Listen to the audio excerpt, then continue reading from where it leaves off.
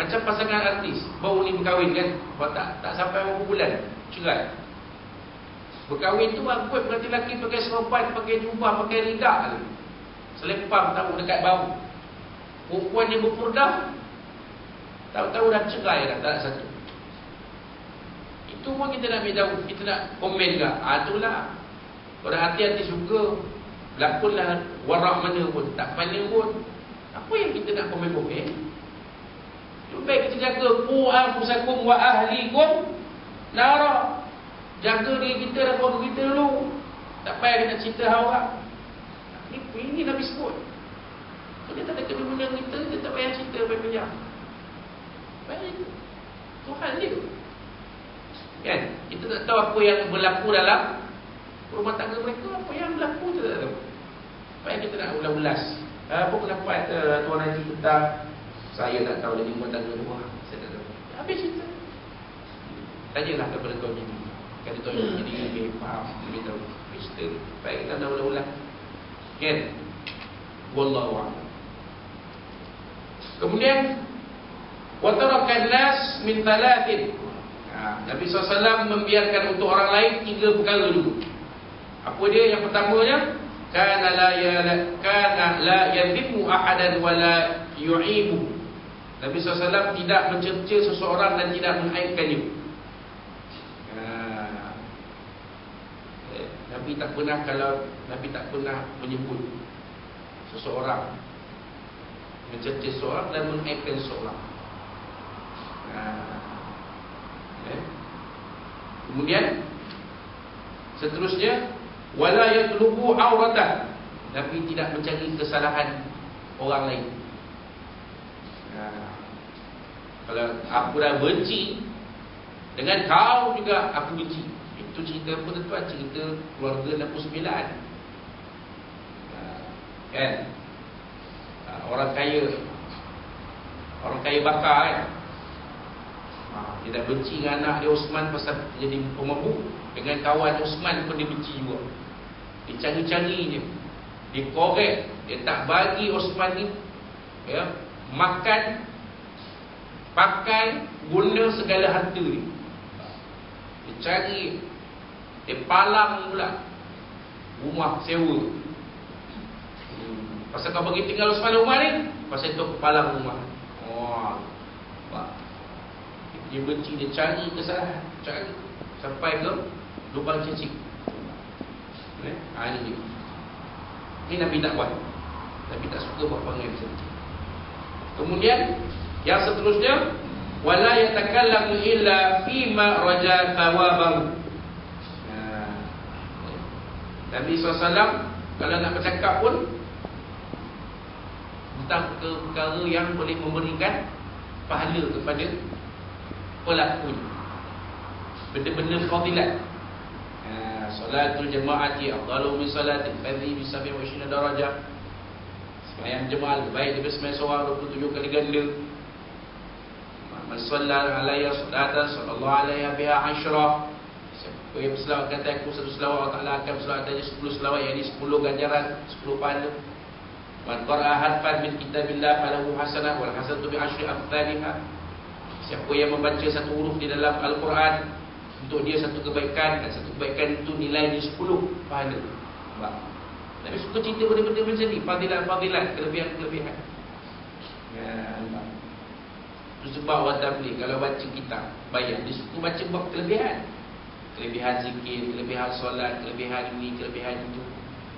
Sebab banyak hadis Nabi SAW tentang menceritakan tentang kelebihan beramal, fadailul amal.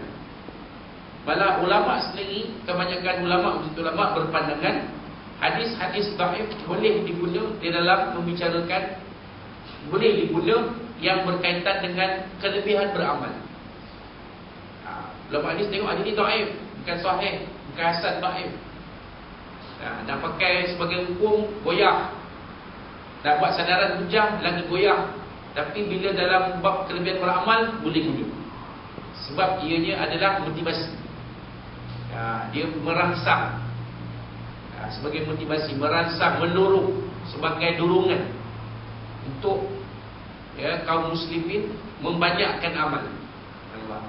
Banyak hadis. Kita tengok dalam kitab Fadail Amal tu kita baca, banyak hadis ada. Kadang-kadang pengarang itu dia tak sebut pun status hadis sahih ke, hasan ke, dhaif ke. Kerana pandangan ulama, berjati ulama begitu. Melainkan kalau hadis palsu pula, hadis palsu tak boleh. Hadis palsu itu bukan sebenarnya kata-kata Nabi SAW, dia adalah direka-reka. Kemudian dikatakan yang ni datang dari Nabi SAW, itu hadis palsu. Ini hadis dhaif. Dia datang dari Nabi SAW, tetapi bila dilihat ciri-cirinya, dia agak goyah. Untuk dikatakan ia benar-benar datang daripada Nabi SAW. Nampak? Tapi hadis dhaif tu ada kali tu, kalau ada hadis-hadis lain yang menyokong hadis dhaif tu, hadis dhaif itu sendiri boleh digunakan sebagai sandaran.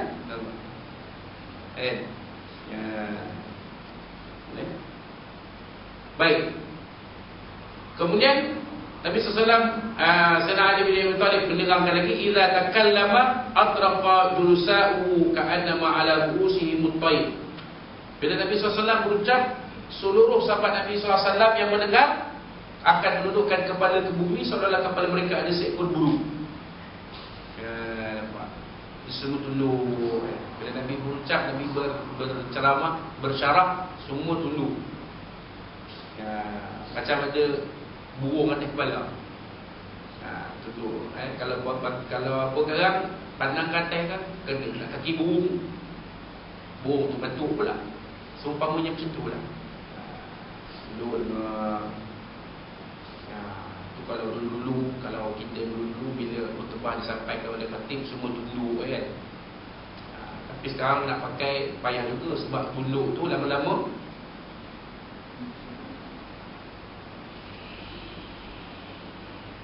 tidur sudah. Jadi kena dengar istimak, dengar kan. Fastami'u wa'an situ, kata Nabi SAW. Dengar dan diam. Bukan dengar dan buat benda-benda lain. Dengar betul-betul apa yang disampaikan oleh khatib, atau maksud dia.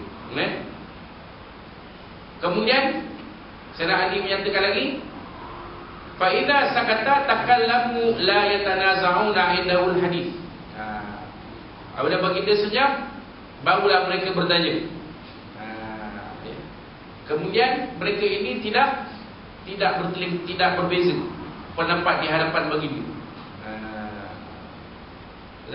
Mereka tak berbalah di hadapan baginda, segan. Kalau tak ada perbezaan pandangan di kalangan sahabat pun, mereka tidak zahirkan di hadapan baginda sallallahu alaihi wasallam sebab hormat kepada baginda. Nampak? Itu maksud dia. Kemudian wa man takallama indahu ansatu lahu hatta yafrugha hadithuhum indahu hadithu awalahu. Nabi SAW mengatakan, Sayyidina Ali mengatakan, kiranya ada orang yang bertanya kepadanya, mereka para sahabat akan senyap sehinggalah orang itu selesai bercakap. Jadi kalau ada orang yang tanya kepada Nabi SAW, mereka sahabat-sahabat ini tak campur. Dia diam, dia dengar apa yang orang tu tanya kepada Nabi sampai habis. Jadi kesan dia, segala apa yang ditanya itu diingati oleh para sahabat radhiyallahu anhu, terutamanya yang merawi hadis, merawikan kisah. Dia akan ingat sebutir-sebutir perkataan. Cuba kalau dia campur cakap, berceramuk lah jadinya. Sebab mereka jaga akhlak di hadapan Nabi SAW. Mereka jaga akhlak depan Nabi. Bila ada orang tanya kepada Nabi, mereka diam. Mereka beri orang tu peluang untuk menyudahkan percakapan sampai selesai. Itu. Yadhaku mimma yadhakuna min wa yata'ajjabu mimma yata'ajjabu min. Baginda melayan orang-orang yang boleh bertanya. Baginda akan terus ketawa sekiranya para sahabat ketawa, dan berkagumi terhadap perkara yang dikagumi.